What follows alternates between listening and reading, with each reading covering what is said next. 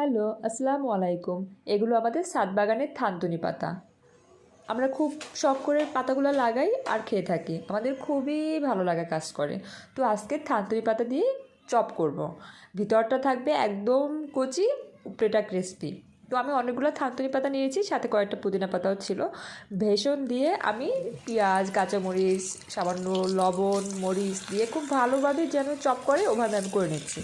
তো এখন চপগুলো ভেজে নিচ্ছি। আপনি হাই হিটে পাতাগুলো ভাজবেন, উপরে দিয়ে হয়ে যাবে, ভিতরে থাকবে একদম সবুজ আর একদম পুষ্টিকর, নষ্ট হবে না। আর এটা খেতে কিন্তু খুবই ভালো লাগে। আমরা তো সবসময় ভর্তা করে খাই ভাতের সাথে বা জুস করে খাই, বাট থানতুনি পাতার পাকোড়াও কিন্তু খুব ভালো লাগে।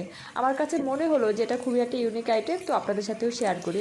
আপনাদের কার কেমন লাগলো অবশ্যই কমেন্ট করে জানাবেন। আপনি ইভিনিং স্ন্যাক্সে এভাবে চপ করে খেতে পারেন, আশা করি খুবই ভালো লাগবে। আর আমরা খুব শখ